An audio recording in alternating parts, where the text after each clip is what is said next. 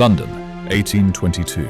Hundreds of British families are packing their entire lives into steamer trunks. They are leaving behind homes, jobs, everything familiar for a new life in a rich, fertile nation across the Atlantic. A nation with a thriving capital city, a national bank, an opera house, fertile farmland that yields 3 harvests a year. A nation called Poyais.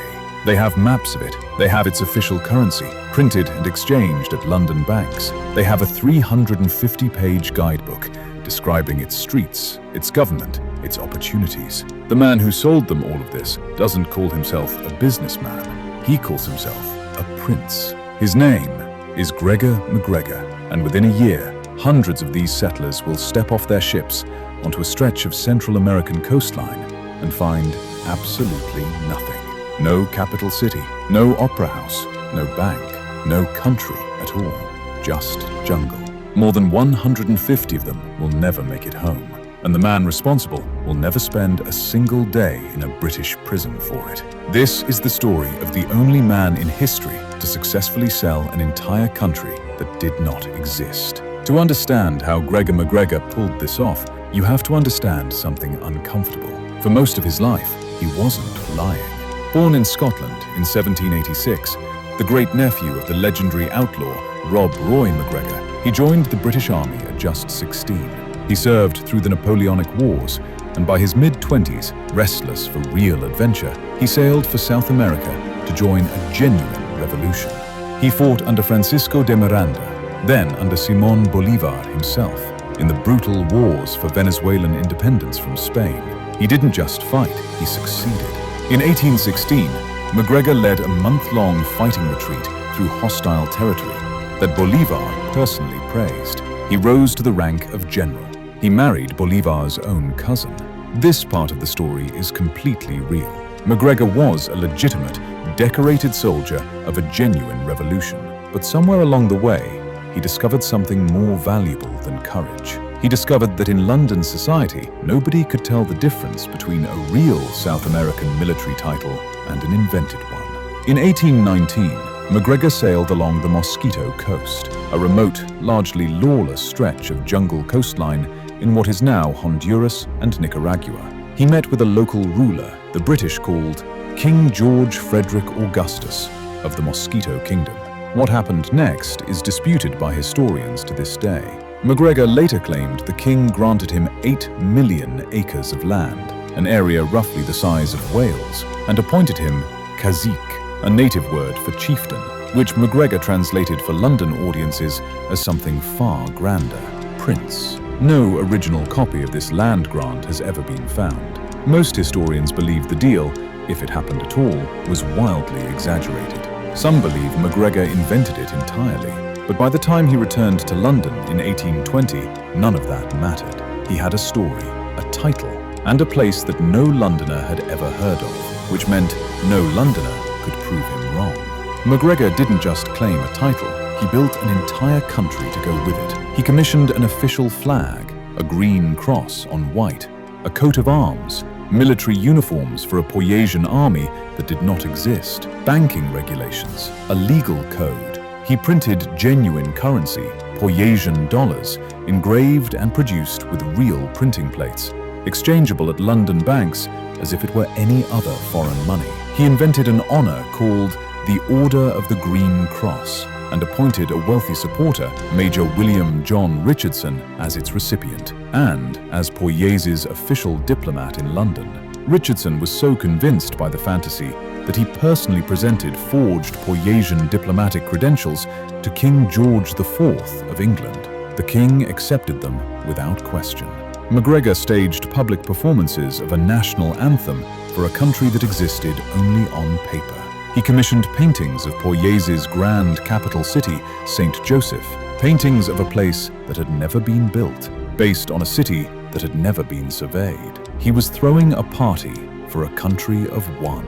In 1822, a book appeared in the shops of Edinburgh and London, Sketch of the Mosquito Shore, including the territory of Poyais, over 350 pages, credited to a Captain Thomas Strangeways, described as MacGregor's aide-de-camp.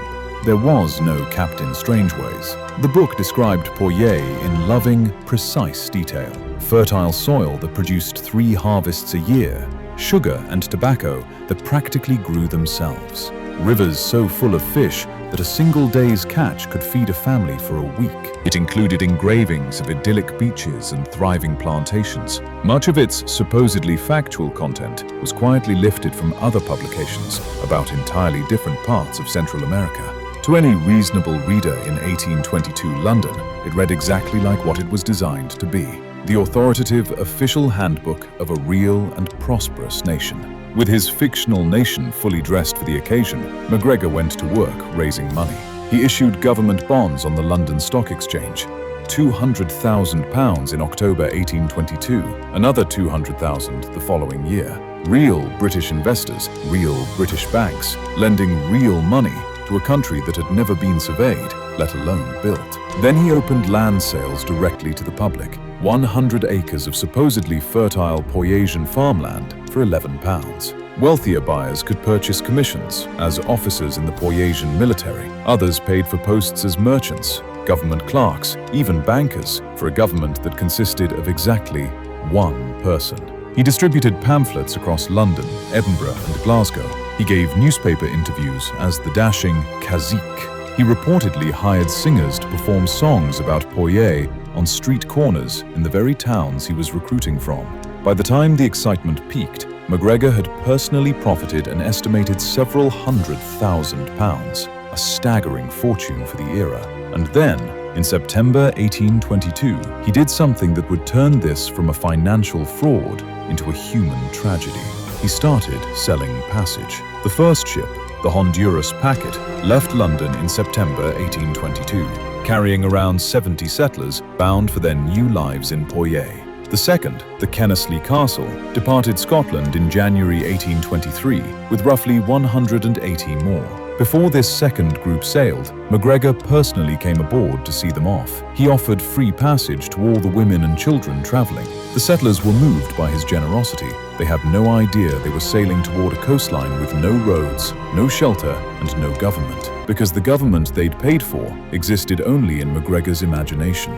When both ships reached the Mosquito Coast, the passengers disembarked expecting the bustling capital of St. Joseph. They found dense, untouched jungle, no harbor, no buildings, no infrastructure of any kind. Some of the settlers initially assumed they had simply landed in the wrong location and that the real Poyais must be somewhere nearby. They began building makeshift shelters on the shore, waiting for guidance that would never come. There was no rescue plan. There was no supply chain. There was no medicine. As weeks turned into months, malaria and yellow fever swept through the stranded settlers. Food ran out. The tropical climate that MacGregor's guidebook had described as a paradise proved to be a death sentence for people with no shelter and no immunity to the local diseases.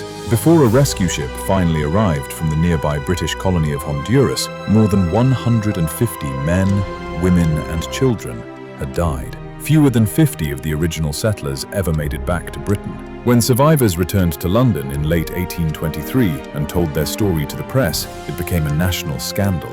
And yet, remarkably, some of the surviving victims still publicly defended MacGregor himself, insisting the disaster was the fault of the men he had put in charge of the expedition, not the general they still admired. Here is the detail that separates this story from almost every other financial crime in history. Gregor MacGregor was never prosecuted in Britain, not for the fraud, not for the deaths. 3 years later, in 1826, he tried a smaller version of the exact same scheme in France, and this time, French authorities did put him on trial for fraud and conspiracy. He was acquitted. Only one of his associates was convicted.